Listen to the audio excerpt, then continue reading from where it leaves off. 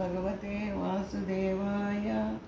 ఓం నమో భగవతే వాసుదేవాయ.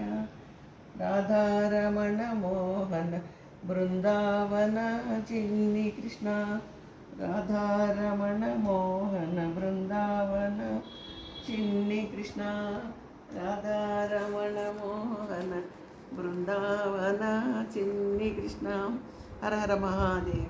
శ్రీ శివాయ గురవే నమః. ఏంటంటే జరిగిన యథార్థ గాథ ఒకటి చెప్తున్నాను. మన భగవాన్ దగ్గరికి దుర్గానగర్లో ఒక అన్నదమ్ములు వస్తారు. ఆ అన్నదమ్ములతో పాటు వాళ్ళ తల్లిదండ్రులు వస్తారు. వచ్చి వాళ్ళు, భగవాన్ మా అమ్మా నాన్న ఆస్తులు ఇవ్వమంటే ఇవ్వటం లేదు మాకు అని చెప్పేసి వాళ్ళు పంచాయతీ పెట్టుకుంటే భగవాను వాళ్ళ మాటలు వింటూ అలా ఏం చెప్తారో చూద్దామని. మళ్ళాక ఆయన తొందరపడారు కదా, నిదానంగా ఆలోచిస్తారు కదా.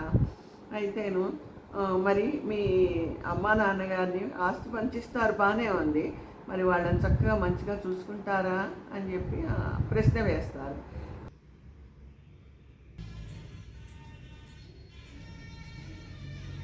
భగవాన్ దగ్గరికి అన్నదమ్ములు తీర్పుకు వస్తారనమాట.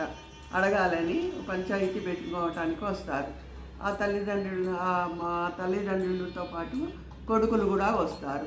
వచ్చి ఆ కొడుకులు మా తల్లిదండ్రులు మాకు ఆస్తి పంచటం లేదు, ఇల్లు ఇవ్వమంటే ఇవ్వటం లేదు, పొలం ఇవ్వటం లేదు అని వాళ్ళ మీద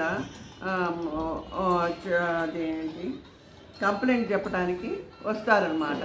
వచ్చేటప్పటికి గురువుగారు వింటూ ఉంటారు.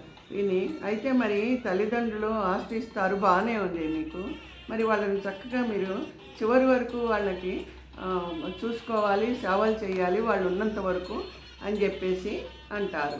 అంటేను అప్పుడు వాళ్ళు ఆ మాట అనేటప్పటికీ ఇద్దరు కొడుకులు అంటారు, అలా ఎలాగూ మా అన్నయ్య ఏమో నాన్నగారిని ఉంచుకుంటాడు, మా నాన్నని, మా తమ్ముడేమో మా అమ్మని ఉంచుకుంటాడు, మేమిద్దరం చెరొకళ్ళని ఉంచుకుంటాం, మేమిద్దరిని చూసుకోము అంటారు.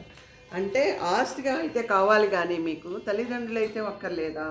ఇద్దరు ఒక్కచోట ఉండకపోతే ఎలాగో పెద్దవాళ్ళు అయిన తర్వాత వాళ్ళకి ఆరోగ్యాలు బాగుండదు, వాళ్ళ మనసు అంతా ఒకళ్ళ మీద ఒకళ్ళకి ఉంటుంది కదా అని చెప్పి భగవాన్ అని తనకి అంకితమైన భక్తుడు ఉంటారు కదా, ముఖ్యమైన ప్రియమైన శిష్యుని పిలిచి, నువ్వు చెప్పు నాయన, దీనికి తీర్పు ఏం చెప్తావో అని భగవాన్ అంటారు. అనేటప్పటికీ ఆయన భక్తుడు ఆలోచిస్తారనమాట తీర్పు చెప్పడానికి. ఆలోచించి అసలు ఒక నెల రోజులు గడివిద్దాం, వీళ్ళ బుద్ధి ఎలా మారుతుందో చూద్దాం, అసలు వీళ్ళు రాజీకి వస్తారా పంచుకుందాం అనుకుంటారా అని మనసులో ఆయన అనుకొని అంటారు, భగవాన్ వీళ్ళకి ఒక 30 రోజులు మనం గడువు పెడదాం, 30 రోజుల తర్వాత తీర్పు చెబుదాం అని చెప్పేసి ఆ భక్తుడు అంటారు, ఓ 30 రోజుల తర్వాత రండి, మీకు తీర్పు చెప్తాను మేము అంటారు. సరేనని చెప్పేసి 30 రోజులు అలాగో పట్టుకొని వద్దాంలే అని చెప్పేసి వాళ్ళు ఇష్టం లేకపోయినా కూడా అక్కడి నుంచి వెళ్ళిపోతారు. వెళ్ళిన తర్వాత వెళ్ళిన 2 రోజులకి వాళ్ళ అమ్మగారికి వాళ్ళ నాన్నగారిని ఉంచుకున్న తర్వాత ఉన్నట్టుండి వాళ్ళ నాన్నగారికి అనుకోకుండా పాపం యాక్సిడెంట్ అయిపోయి కాలు విరిగినప్పుడు ఈ పెద్ద ఆయనకి ఒక ఆలోచన వస్తుంది. ఆలోచించి కొడుకులకి కొంచెం గుణపాఠం నేర్పుదాం అన్నట్టుగా ఆయన ఏం చేస్తాడంటే భార్యను పిలిచి, ఇదిగో నీవు నీ పుట్టింటికి వెళ్ళి నీ అన్నదమ్ముల దగ్గరికి వెళ్ళి ఉండు కొన్ని రోజులు అని చెప్పి ఆ భార్యను పంపిస్తారు. ఆవిడేమో వెళ్తుంది. వెళ్ళిన తర్వాత ఈ తండ్రికి మరి సేవలు చేయాలి కదా, కాలు విరిగింది కదా, మరి చెయ్యాలంటే చాలా కష్టం కదా.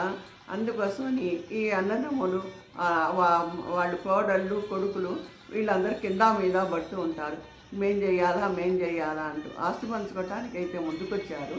సేవ చేయవలసి వచ్చేటప్పటికి ఇలా మనసులో అనుకొని అప్పుడు వాళ్ళు అంటారు, అమ్మని పిలిపిస్తాం మేము ఈ సేవలు చేయలేకపోతున్నాము నీకు అని చెప్పేసి వాళ్ళ అమ్మని పిలిపిస్తారు. అప్పుడు భార్య కదా మరి, ఆవిడ ఆనందంగా భర్తకి సేవలు చేస్తుంది అన్నమాట. ఆ తర్వాత నెల రోజులు అయిపోతాయి, మళ్ళీ వాళ్ళు భగవాన్ దగ్గరికి వెళ్తారు. వెళ్ళి అప్పుడు అంటారు, భగవాన్ మాకు మనసుకి ఆ, కొంచెం పరిపక్వత వచ్చింది. మీ మీరు అన్నట్టుగా నెల రోజులు గడువిచ్చినట్టుగా మాకు నిజంగా కొంచెం ఆలోచన శక్తి కలిగింది. అమ్మ లేకపోతే నాన్న లేకపోతే అమ్మ ఉండలేరన్న సంగతి తెలిసింది అని చెప్పేసి అంటారు. అప్పుడు భగవాన్ అంటారు, చూసారా, తల్లిదండ్రులు ఉంటే మీకు ఎంత లాభం ఉంటుంది. వాళ్ళ ఆశీర్వచనలు, వాళ్ళ దీవెనలే మీకు క్షేమం. వాళ్ళు మిమ్మల్ని చిన్నప్పటి నుంచి ఎన్నో కష్టాలకు వచ్చి వానకి ఎండకి తడుస్తూ పొలం చూసుకుంటూ అన్నీ చూసుకుంటూ మిమ్మల్ని కష్టపడి కని పెంచి పెద్దవాళ్ళని చేసి మీకోసం వాళ్ళు చెమట వచ్చి తినక పాపం వాళ్ళు పొలం చూసారా, మీకోసమే కదా వాళ్ళు ఏర్పాటు చేసింది, మీకోసమే కదా వాళ్ళు ఇల్లు కట్టింది. మరి అది మీకు కాకపోతే ఎవరికి వస్తాయి? వాళ్ళ తర్వాత తల్లిదండ్రులు, పార్వతీ పరమేశ్వరులు కనిపించే భగవంతుడు వాళ్ళు. వాళ్ళలో ఉన్న భగవంతుడే మీలో ఉన్నాడు, మీలో ఉన్న భగవంతుడే వాళ్ళల్లో ఉన్నాడు. ఇవాళ మీరు మీ పిల్లలు, మీ తల్లిదండ్రులు మీరు ఇవాళ చూసుకుంటే మీ పిల్లలు మిమ్మల్ని చూసుకుంటారు పెద్ద అయిన తర్వాత అని చెప్పేసి భగవాన్ వాళ్ళకి చెప్పేటప్పటికి అప్పటికి వాళ్ళకి మనసుకి నిజమే కదా అన్న భావన కలిగి వాళ్ళ మనసులో మంచి అభిప్రాయం ఏర్పడి అప్పుడు భగవాన్ కాళ్ళ మీద పడి భగవాన్కి నమస్కారం చేసి, భగవాన్ మమ్మల్ని క్షమించండి, శరణు వేడుకుంటున్నామని చెప్పి వెళ్తారు. భగవాన్ అలా వాళ్ళకి మనసు మార్చి వాళ్ళని మంచి జ్ఞానవంతులుగా, ఆలోచనా శక్తివంతులుగా చేస్తారన్నమాట.